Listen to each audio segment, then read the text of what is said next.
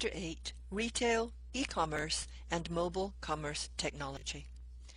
Major changes have occurred in the retail sector over the past decade, and the challenges faced by traditional brick-and-mortar retailers have never been more complex, frustrating, and fraught with peril.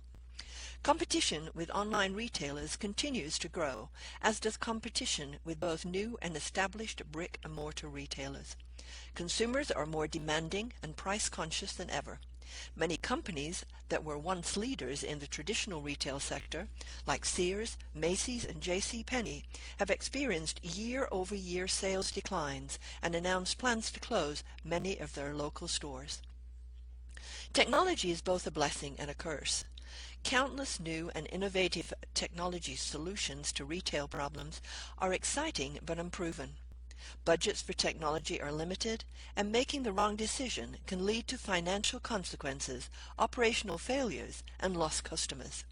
However, because of intense competition, retailers can't afford to be too conservative, or they may risk losing out to competitors with technologies that enhance the shopping experience, reduce costs, integrate sales channels, and improve record keeping and the analysis of key performance indicators. A particular source of frustration for traditional retailers is the practice of showrooming. This is where customers visit a store to look at merchandise, seek information and advice from salespeople, maybe even try on clothes, and then leave the store to make their purchases online from a company that offers lower prices. Experts point to 4 key areas that traditional retailers must address to remain viable in a rapidly evolving marketplace. Let's look at those. First, pricing. Retailers must either justify, reduce, or eliminate entirely the price differential between online and brick-and-mortar stores. This means finding innovative ways to reduce the cost of operations without negatively impacting things that are important to consumers, such as customer service and convenience. One of the reasons that Walmart continues to be the most successful retailer on the planet is that it has developed the most cost-efficient supply chain system that allows the company to offer low prices to customers without drastic reductions in its profit margins. Second, traditional retailers must learn to embrace the digital world. Consumers of all ages today spend an increasing portion of their lives online. Even though a company may sell its products in a traditional store setting, it must be prepared to communicate with prospective customers through digital channels, because that's where consumers spend so much of their time reading email, surfing websites, and talking with friends and family on social media. Third, convenience. As economic and social factors lead to more stressful lives, consumers are looking for products and shopping channels that reduce the impact on their time and financial resources while satisfying their demand for immediate gratification and desirable goods and services. This is why many traditional restaurants now offer home-delivered meals, and major e-commerce sites are experimenting with home delivery of grocery products. Amazon even invented brand-specific dash buttons that customers can place in strategic locations around their home. For instance, a customer running low on laundry detergent only needs to press the Tide dash button that they've placed next to their washing machine, and a few days later, a new bottle of Tide laundry soap arrives at their home. The dash button eliminates the need to visit the Amazon website and go through all the traditional steps associated with ordering online. Amazon also makes dash buttons for coffee, baby diapers, cosmetics, snack foods, and many other product categories that people regularly purchase. Anything a traditional or online retailer can do to increase convenience is likely to be rewarded with increased sales. For example, some traditional grocery stores are already experimenting with streamlining their customers' grocery shopping experience to allow customers to order groceries from their mobile app, pull up to the store where a store employee loads their purchases into their trunk, and off they go without ever leaving their car. Next, omni-channel business models. Retailers must adopt omni-channel business models. Many retailers and customers view e-commerce and traditional in-store retailing as two separate and distinct channels. Even traditional retailers that now sell products through their e-commerce websites treat these channels as if they were two separate businesses, each with their own price, product assortment, and different promotions.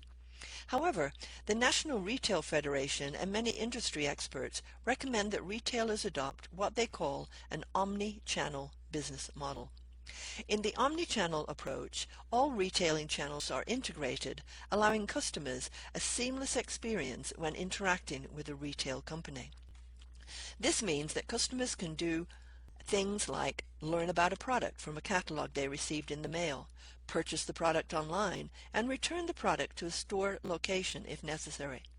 When a customer receives a promotional coupon, it will be honored regardless of which channel the customer uses to make their purchase. If a customer is shopping for clothes at a store and can't find the exact size or color they want, a store employee can offer to order the product from the company's website and have it shipped overnight to the company's home.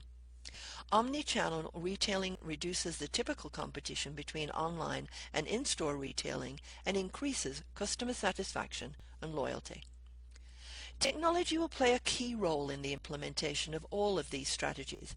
This is why it's critical that retailers keep informed about the evolving nature of retail information systems and technologies, particularly those that can help them reduce costs and prices, communicate with customers in the digital world, improve convenience, and integrate their retail channels with omni-channel business models.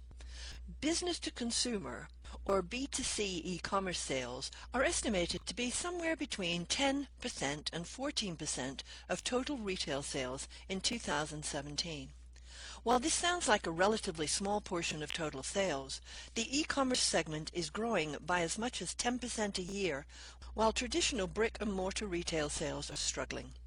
E-commerce retailing covers many different products and service categories, but the most popular are consumer electronics, books, and clothing and apparel. The most well-known B2C site is Amazon.com, which is credited with as much as 43% of total e-commerce sales in 2016. One of the reasons that Amazon has maintained its leadership position in the e-commerce sector is that it continues to pioneer new technologies that enable it to do a better job of meeting customer needs than its competitors. E-commerce has had more of a disruptive impact on certain sectors than others. For instance, e-commerce and technology have created major changes to the travel industry. Few individuals use travel agents anymore to make travel arrangements. Instead, people are more likely to research their vacations on sites like TripAdvisor and Lonely Planet, and book their flights and hotel accommodations on sites like Orbitz, Travelocity, or Kayak.com. E-commerce has practically wiped out traditional retailers in other sectors. For instance, thousands of bookstores, record stores, and video rental stores have gone out of business over the last decade, as most people now purchase their books online and download or stream movies and music from web-based retailers. In the early days of B2C e-commerce, experts predicted that online purchasing would ultimately be restricted to product categories like books and music CDs. They predicted that people were unlikely to purchase clothes and shoes online because they couldn't try the items on before purchasing.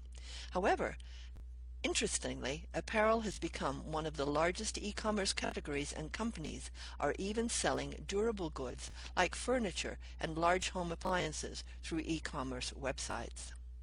While the consumer retail e-commerce market receives a lot of attention and news coverage, the business-to-business or B2B e-commerce market is actually over twice the size of its consumer counterpart.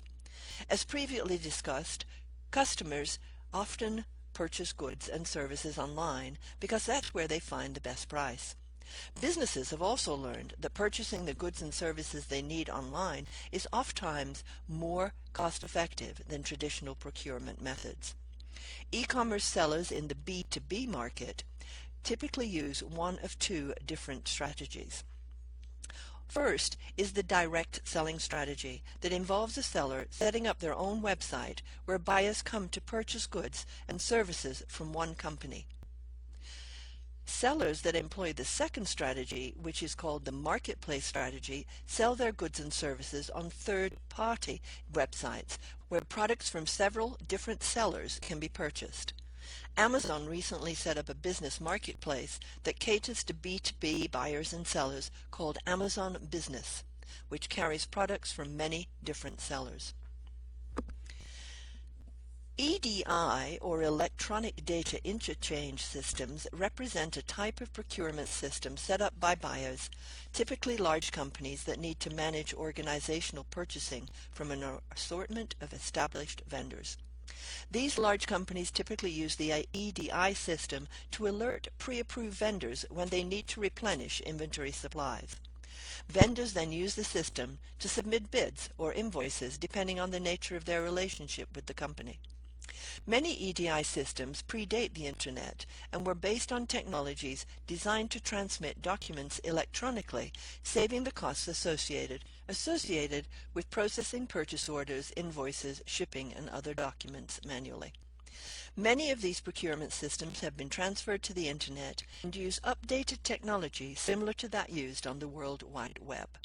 The difference between these procurement systems and the direct and marketplace websites described previously is that they are set up by the purchasing organization and only accessible to pre-approved vendors. For many years, industry experts have been predicting that mobile commerce was about to become the next big thing in marketing and the sale of consumer goods. Although there have been some interesting and even successful examples of m-commerce going back as far as 1997, predictions about mobile technology becoming a pervasive force in consumer retailing have proven to be overly optimistic until recently. Several factors have finally converged, with the result being that customers are now actively using their smartphones and other mobile devices to engage in commerce. Mobile commerce is the term used to describe any activity associated with the buying or selling of goods and services using a wireless, handheld device such as a smartphone or tablet computer. There are different forms of mobile commerce. Mobile commerce refers specifically to purchasing goods and services from the web using a mobile device. For example, using your tablet computer to order a pair of shoes from online retailer Zappos.com. Mobile retailing involves the use of mobile technology to promote, enhance, and add value to the in-store shopping experience. For example, using a mobile payment system on your smartphone to pay for purchases at Starbucks or Macy's. Finally, mobile marketing refers to a variety of activities used by organizations to engage, communicate, and interact over Wi-Fi and telecommunications networks with consumers using mobile devices. For example, sending special offers to customers who have opted in to receive discounts via text messaging, or advertising a brand on a popular mobile game app. All of these forms of mobile commerce have become quite common, and companies are increasingly spending larger portions of their promotional budgets to engage consumers via mobile devices. The growth of mobile commerce, and specifically mobile retailing, represents an opportunity for traditional brick-and-mortar retailers to reclaim a portion of the sales lost to e-commerce in recent years. Traditional retailers can address pricing by creating mobile apps that alert shoppers to discounts and special offers, enhance in-store shopping experience with product reviews, offer demonstration videos, and allow consumers to order products not currently available in the store. Retailers can also enhance convenience by adopting mobile payment technologies, as well as providing mobile devices to their employees so they can provide enhanced customer service. Mobile commerce can become part of an omni-channel strategy by integrating it with web-based e-commerce and traditional in-store shopping. Perhaps the innovation most likely to have a dramatic impact on retailing around the world is mobile payment technology. In the United States, many banks and credit card companies are actively pursuing programs that will allow consumers to use their smartphones and other mobile devices as alternatives to cash and credit or debit cards. Mobile payment technology is of interest globally too, especially in the third world countries where credit cards are not as widely available as they are in the US. Many mobile payment systems are attractive because they not only allow for transfer of funds to merchants, but also between individuals. Banking transactions and mobile bill payment systems using text messaging technology have become very popular recently, especially with the emergence of online banks. Other mobile payment systems are based on near-field communications, or NFC technology. This is where customers with a mobile payment app on their NFC-equipped phone tap or swipe the phone next to a merchant's mobile payment terminal to complete a transaction. This is particularly popular in Europe and Australia, although not well introduced yet into the US. At this point, it isn't clear which technology will ultimately dominate the mobile payment world, but mobile payment systems are becoming more commonplace every day. I hope you've enjoyed this brief summary of the many ways that technology is changing the world of retailing and how you can expect this trend to continue as retailers seek new and innovative ways of gaining a competitive advantage in an ever-evolving marketplace. Next, we'll move on to Chapter 9, where you will learn about the role that information systems play in facilitating the functional operations of a business